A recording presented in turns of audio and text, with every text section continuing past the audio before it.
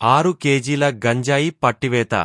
హుజూర్ నగర్లోని రామస్వామి గట్టు వద్ద గంజాయిని విక్రయిస్తున్నారన్న సమాచారం మేరకు ఎస్ఐ సిబ్బందితో కలిసి వెళ్లి గంజాయి అమ్ముతున్న వారిని పట్టుకోవడం జరిగిందని హుజూర్ నగర్ సీఐ చరమందరాజు తెలిపారు.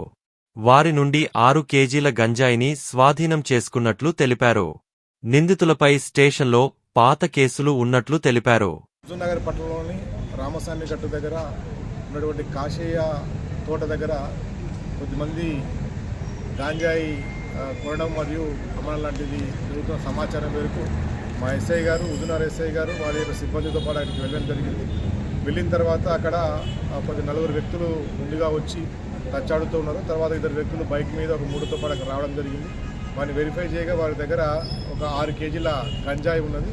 ఆ సమాచారాన్ని వెంబడే మాకు చేరవేసిన తర్వాత వారిని ఒక్కొక్కరిని విచారణ చేయగా వాళ్ళకు 6 మంది అందులో పార్టిసిపేట్ చేయడం జరిగింది. వాళ్ళని గతంలో కూడా గాంజాయి కేసులో ఉన్న వాళ్ళు ఉన్నారు. అందులో వాళ్ళని పూర్తిగా విచారణ చేస్తే వాళ్ళు గతంలో హుజూర్ నగర్లో కేసు అయిన తర్వాత అందులో కొద్దిమంది హైదరాబాద్ వెళ్ళి బతుకుతూ ఉన్నారు. ఈ సంక్రాంతి పండుగ తర్వాత మళ్ళీ ఇక్కడికి రావడంతో అందరూ కలుసుకొని ఎట్లాగైనా మళ్ళీ గంజాయి తాగాలన్న ఉద్దేశంతో అందులో ఒక అక్యూజుడు తన యొక్క బైకును హైదరాబాద్లో అమ్మివేసి వచ్చిన డబ్బులతోని ఒరిస్సా దగ్గరలోని మద్దిపాక అనేటువంటి గ్రామానికి వెళ్ళి అక్కడ ఒక వ్యక్తి దగ్గర ఒక 6 కేజీల గంజాయిని కొనుగోలు చేసి దాన్ని తీసుకొని వచ్చి అందరు ఇక్కడ పంచుకున్న సమయంలో మనం వాళ్ళని పట్టుకోవడం జరిగింది.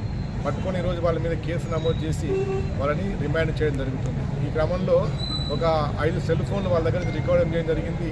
వాళ్ళు గాంజాయి కొనడానికి వెళ్ళినటువంటి బైకును కూడా మనం రికవరీ చేయడం జరిగింది.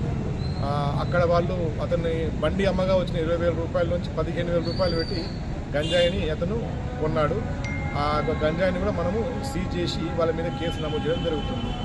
హుజూర్ నగర్ పట్టణంలో ఉన్నటువంటి యువతకు అందరికీ కూడా మేము ఇచ్చే సందేశం ఏంటంటే, ఒకసారి మీరు దీనికి అడిక్ట్ అయినట్లయితే దీన్ని పదే పదే తాగాలన్నటువంటి మీ మనసులో రావడం జరుగుతుంది. కాబట్టి మీరు అడిక్షన్ సెంటర్ ద్వారా దాన్ని మానుకునే అవకాశం ఉన్నది. అదేవిధంగా దీనికి దూరంగా ఉంటూ మీరు మీ యొక్క మనసును వేరే విషయాలపై లగ్నం చేసి తల్లిదండ్రులకు కానీ మీ యొక్క గ్రామానికి కానీ మంచి పేరు చేస్తారని చెప్పని ఈ సందర్భంగా మేము కోరుతున్నాం.